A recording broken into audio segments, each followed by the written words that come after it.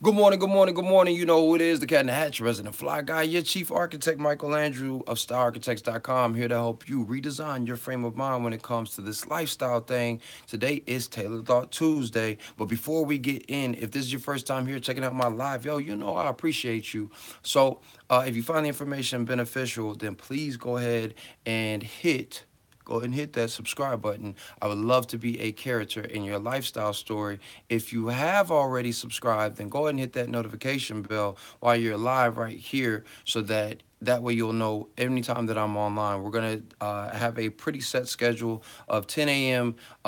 That will be on Instagram Live, and then around 10:30 you'll see me here on YouTube Live. So now that we got that business out of the day, today is Taylor Thought Tuesday, and today we're going to be talking all about how you sell yourself short. Four ways, I'm sorry, that you sell yourself short, and how you can bounce back from that. So when I'm talking about selling yourself short, you know that we always talk about the consciousness of your clothing, and then we talk about tactile ways to put that together, and then ultimately what that says about you when you put your clothes on. What happens for a lot of guys, I've noticed when it comes to sales, and that's why I wrote sales, SALE, is because what happens with guys is when they step into the mall or they step into a different type of space where they get a great sale or they see a sale, they don't realize the dangers that they're actually walking into. So yesterday I made reference to Joseph Abu, Joseph A. Banks, Men's Warehouse, any one of these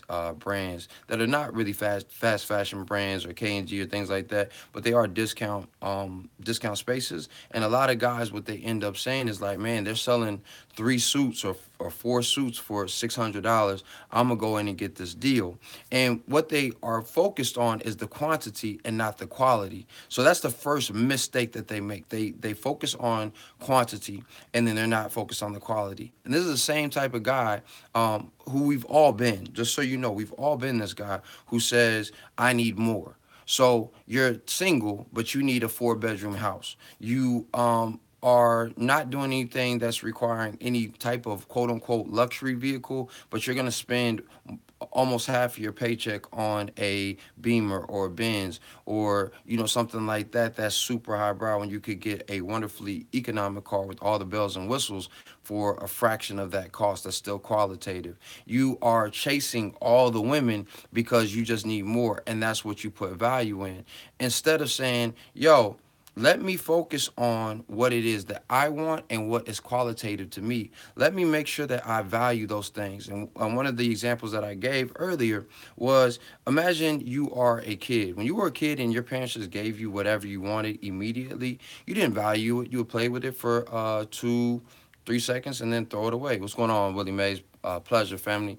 Um, and when you had to wait, that's when you valued it. I remember I had to wait for, I believe it was a bike. I had to wait for like 6 months, and I rode that bike everywhere. Me and my cousins rode our bike. We would go on these adventures, and I appreciated those things. Same thing is true when it comes to you moving now as an adult. So value the things that you are making purchases on. Second thing that you need to be focused on when you are thinking about getting that and creating the sales for your closet is that you are selling yourself short by having a lot of stuff in your closet. You know that studies show that a man or a person who has to make a decision with a lot of different types of choices usually finds himself paralyzed and usually doesn't ever feel good about his purchasing choices. So yesterday, if you missed yesterday, check out the best ways to utilize a great sale to your advantage.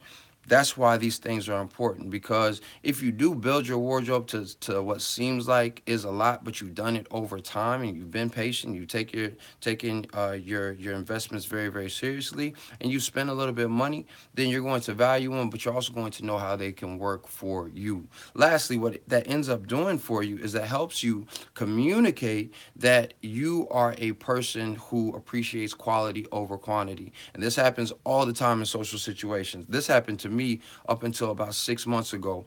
We would go out.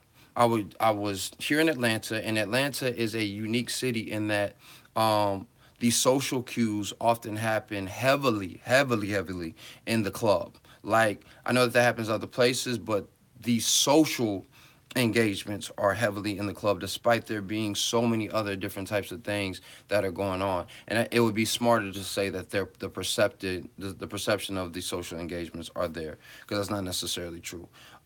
So what would happen for me is I would be out, but I know I didn't fit in the club. Like, I don't really move well in there. I look kind of awkward. I shouldn't say I look awkward. I feel awkward when I'm in there, just because you can't have hold a conversation. I'm not popping bottles. I don't drink, Ciroc and stuff like that. I like some scotch and some whiskey, so I'm not getting a bottle of that, even if I could afford it. So in those different types of spaces, I'm never really the cool kid. I'm not fashionable. I'm gonna be the cat who looks like, old school, or what have you. I always look nice, but it looks too stuffy for some people because I'm not in ripped jeans and a bib t-shirt. So what I had to realize was that's not my lane. And the type of friends or the type of people that I was around that ended up being my friends, quote unquote, like, they weren't of any quality, for me. They're qualitative for some other people, but it wasn't really working for me. And so I had to figure out what made me happy. I had a great friend who was like, yo, what makes you happy? And the same thing has to be true for you. Like, my homegirl, one of my close friends, will say most people don't really have any real friends. Like, they have friends of proximity, frequency, or convenience. But real friendship requires work. So if you are being qualitative in every other aspect of your life, you're being qualitative in making sure that you go out and you are making the purchases that you have to save for, that you have to really maneuver and potentially sacrifice for, and you're making sure that you're making qualitative movements in how you make decisions. All these things are still affecting your life. I hope that you're starting to see that now. And now when you step out and you're communicating yourself, you're going to be much more discerning with the type of people that you deal with. You're going to be like, you cool and stuff, but like, you probably aren't gonna vibe, because you're worried about some superficial stuff. I need some qualitative stuff. And when you make that investment and you start making those things, then you're no longer selling yourself short. That doesn't mean that you don't look for opportune times to benefit from blessings, or good situations, good vibes. But now you're no longer saying, just because it's cheap and accessible, that I need to have it.